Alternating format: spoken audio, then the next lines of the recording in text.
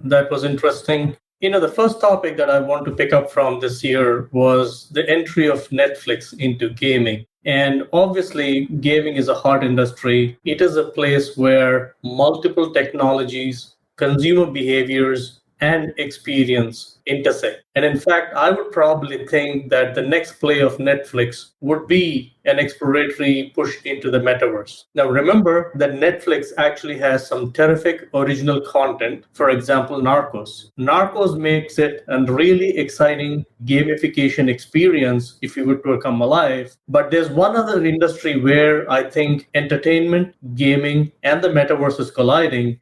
That is the cryptocurrencies, because all of these digital experiences need consumers to spend money. And of course, there is traditional currency, but the cryptocurrency and the trading aspect and the valuation aspect of experiences. And within that experience, you can make that a collectible moment, and then you're into NFTs. So I think there is a larger play that is there for Netflix.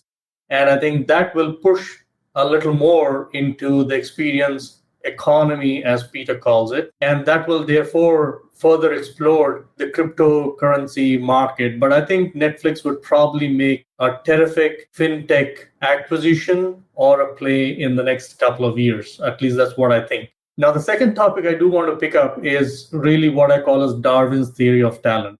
Very many years ago, when I was the head of people for a retail startup, we examined how talent moves in the marketplace. And almost 20 years since then, when I look at the Great Resignation storyline playing out in multiple countries, it actually explains it. So let me put it out. So Darwin's theory essentially says that it's almost like the survival of the fittest, right? So you got to find skills that keep you alive while somebody else is trying to gobble you up. Now, it also applies to talent.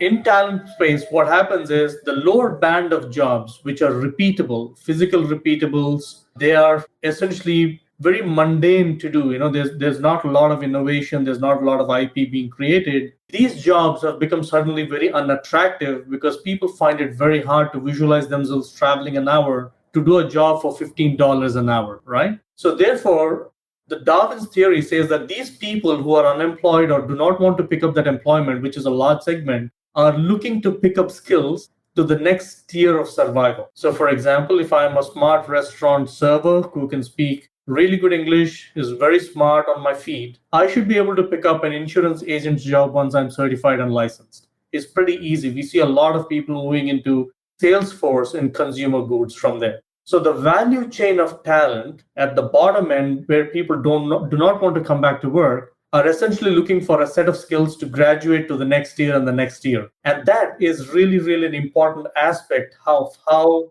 the talent economy works. And companies that have been very smart to automate those basic jobs have really come out of the pandemic very smartly, right? So that's why you see a lot of automation of marginal tasks. One of the reasons why marginal task automation is higher is because there's no tax on automation. Machines depreciate, whereas humans appreciate in terms of both payroll and investment of time. And the example for that being, the other dimension of that being union movements. If you read the story yesterday, Starbucks employees in New York voted to actually unionize themselves. So there'll be multiple pressures on a segment of population that has got repeatable mundane jobs, and that will force automation come in. And therefore, people will look for skills to survive the new paradigm of what we call as industrial to digital economy. And that is the theory of Darwin that we see playing out.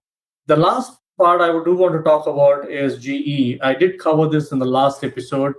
I still think GE's decision to split into three entities is historic by any standards. It is a company, remember, under Jack Welch. Jack inherited it at $30 billion, turned it over at $130 billion. In the history of GE, an average GE CEO and chairman served for 18 and a half years at the top till the crisis hit. And the crisis was not necessarily financial in making. Crisis was essentially transformative in making. They could not visualize themselves as a digital platform economy business, even in the industrial world. They did go down that path. I think that was the right path to choose, but it didn't work out. So therefore, I do think there are larger conglomerates, especially in the Asian world, that will face similar challenges maybe 3 to 5 years down the road, unless they become digital and follow the path of being very compelling super app for consumers. And that would be my three top stories from 2021. With that,